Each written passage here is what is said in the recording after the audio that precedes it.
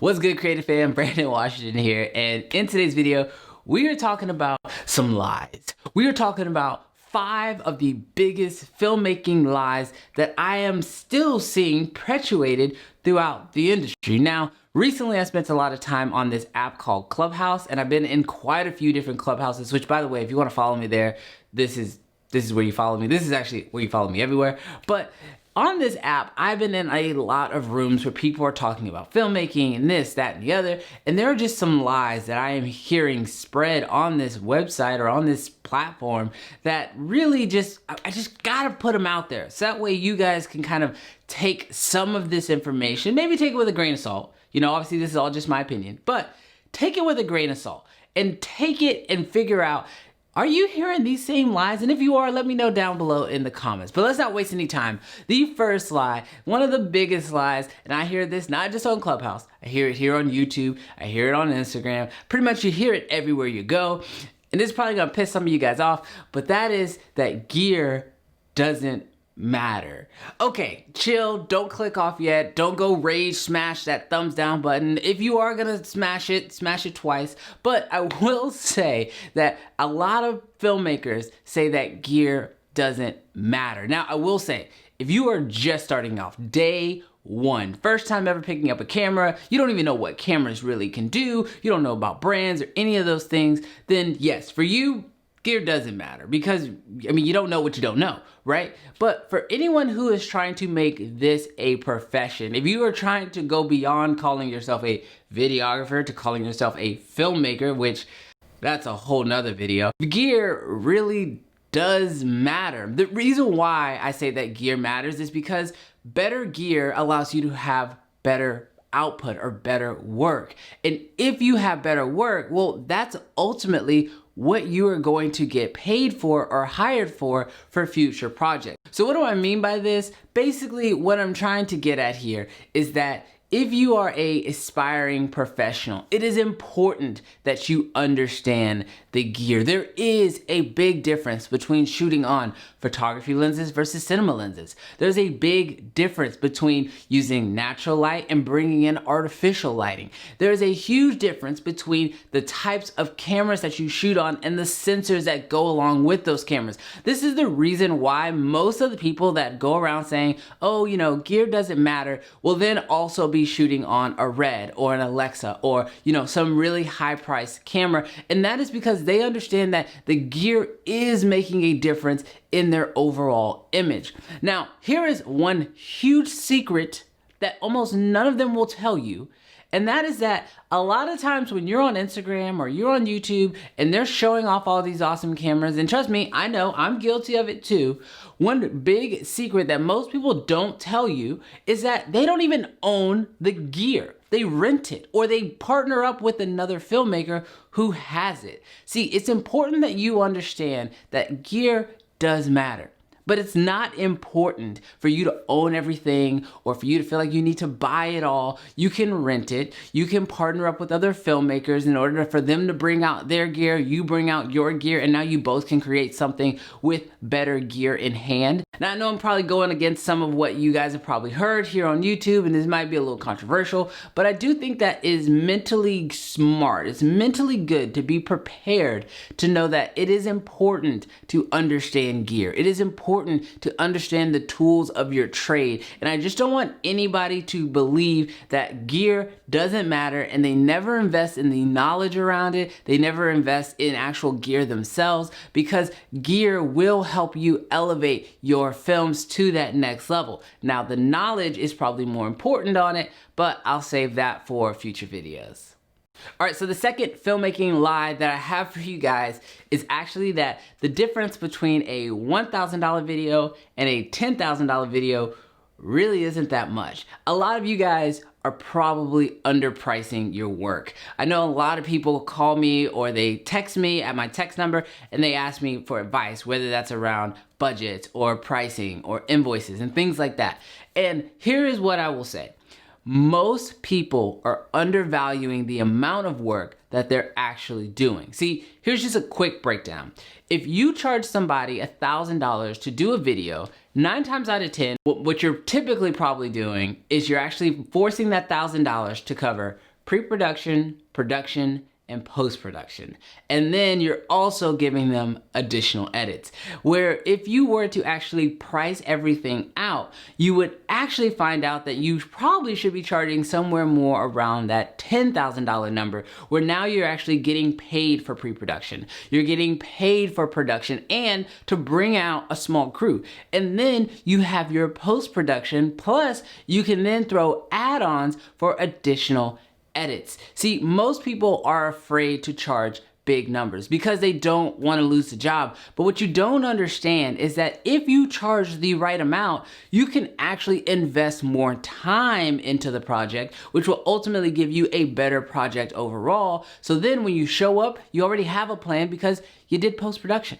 You know that you can get the shots and your audio will be good and your lighting will be good because you can actually bring out the crew and get production done correctly. And then because you did the pre-production, now you also know that your edits are gonna go much smoother because you know exactly what your client is looking for. So if you are afraid of charging those higher price points, don't think about it as charging a lot for a video. Think about it as just charging the right amount for each of these individual sections. That is the way that I break down all my pricing to my clients. So the difference between a $1,000 video and a $10,000 video really isn't that much when you actually see the finished video, but it's about how much work actually you are able to put into the video in order to ensure that the client gets exactly what they want.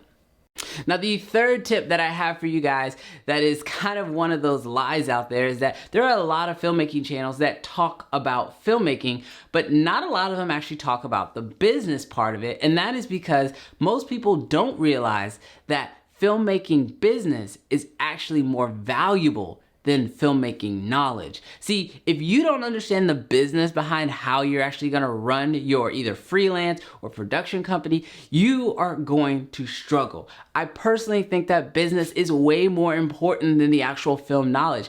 Things like specs on gear or, camera settings and all these lighting setups and all this stuff, all of that is good to know. Obviously, you want to know it, but if you don't understand the business, you won't have any clients to actually be able to do any of that knowledge. Or if you're gonna just finance your own movies, then you're probably not gonna have that much money after the movie is done in order to finance the next project. So one thing that I tell most people to do is to actually go in and learn some business tactics. I actually did an entire series on this. It's called Business Mondays. It's free. It's on my YouTube channel. I definitely recommend you guys catch that and check that out. There's a whole playlist of it up above, but it is super important. It's actually more important that you guys understand the business knowledge over the film knowledge. All right, now the fourth biggest filmmaking lie that I hear, and it's really, I don't know if it's necessarily a lie, it's just a complaint that I hear a lot on the ClubHouse app, and that there is just so much competition and that there's not enough work going around. I'm sorry, but this is really just not true. I think the biggest problem is that there are just too many filmmakers focused in the same area. See, there is so much work right now. I mean, especially post 2020, especially now that everybody understands that video is super important. There are tons of different businesses out there that need to incorporate media one way or another. There's just so much work. The problem is, and this is the same problem I saw a couple of years ago, and that is that there are too many filmmakers trying to do the same thing. You have to understand this huge principle right here. You ready? There are two types of projects that you're gonna get in your production life. There are meal deals, and then there are reel deals, spelled R-E-E-L. I'll explain in just a second. Meal deals are projects that you are doing to pay the bills. They are the projects that bring in the money that allow you to afford to be able to do some of those reel deals or to be able to do passion projects. Now, reel deals are projects where clients come to you and the project sounds so amazing that you want to go all in on it, and you actually want to take that project and you know this is going to go into my demo reel. Those are dream projects, and you want to try to find as many of those as you can. But you have to also understand that in this business, sometimes you gotta do the meal deals. The meal deals are what pay the bills. They may be consistent, they may seem a little boring, but at the end of the day, they give you the flexibility and the freedom in order to do the other stuff. Now, there are so many meal deals running around. There are tons of them. So many companies need you for this. The real deals, I will be honest and say that they are far and few in between, and the bigger you get, the easier they are to find. But I will also say that it is important to find a healthy balance between the two. Now, with that being said, hear me very closely. If you find yourself struggling to get work, or you find yourself having to compete with pricing and things like that with other people, just try to find your own little sliver within your niche. Whether that's within music videos or that's within weddings, it is important that you figure out what makes you unique. So that way when you're having conversations with your clients or potential clients, you're not trying to say why they should pick you over someone else, but you're just letting them know why they should choose you. No one likes someone who's trying to put down the competition. It just doesn't look good. So just make sure you know what makes you unique and why the client should be calling you for this job, and that will help you stand out. But then a small extra little bonus tip here. Most pro filmmakers understand that most jobs can't be done alone. So it's important for you to actually network with these other filmmakers and stop looking at them as competition, but start looking at them as colleagues. Because 9 times out of 10, if you need help with a job, you're probably gonna wanna hire one of these quote unquote competition people and actually have them help you. And then in reverse, when they have a job where they need assistance, they'll actually end up hiring you.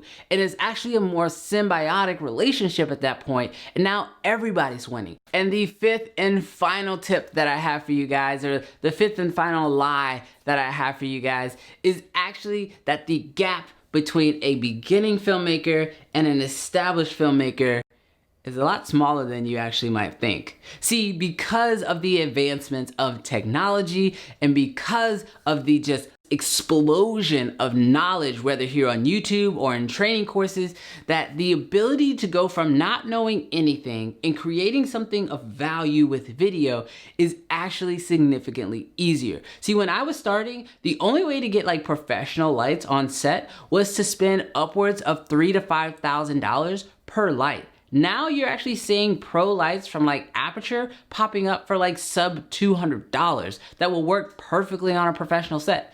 You're also finding that cameras are becoming a lot cheaper, and on top of that, the knowledge, just the complete overflow of knowledge from channels like this one here on YouTube to just teach you everything you need to know in order to actually become a professional filmmaker is just out there. This means you can go from knowing nothing to knowing just as much as your favorite YouTuber or filmmaker in just a matter of weeks or months. And this is huge. This means that it is not too late to get into this business. In fact, it's actually probably smarter to jump in now than it was to jump in a couple years ago, because it used to cost so much more money and take so much more time back when I initially started. But today, I feel like I could probably take someone from knowing nothing to knowing basically everything that I know and almost being able to create what I create in just a matter of months, just because the information is just so readily available. So what does this mean? This means that if you are thinking about getting started in filmmaking and maybe some of these lies were holding you back, or maybe you're a little worried about what exactly it's truly gonna take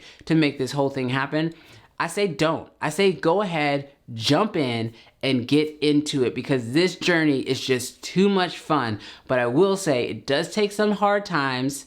It does take some hard work, but ultimately it is so satisfying, because at the end of it, you are creating something that is new and unique to you, and you're helping other businesses or churches or establishments, nonprofits, whoever it might be. You're helping these other industries to do the same. And trust me, there's just no better feeling than having a video that's completely done, pressing that export button, and then sharing it with everybody else. So I hope this video was helpful to you guys. I hope you guys took something from it and maybe you feel a little bit more confident.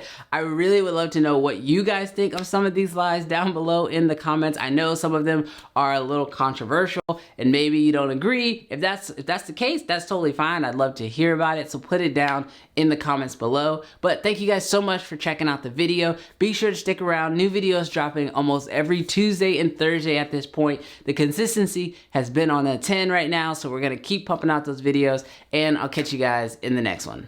Peace.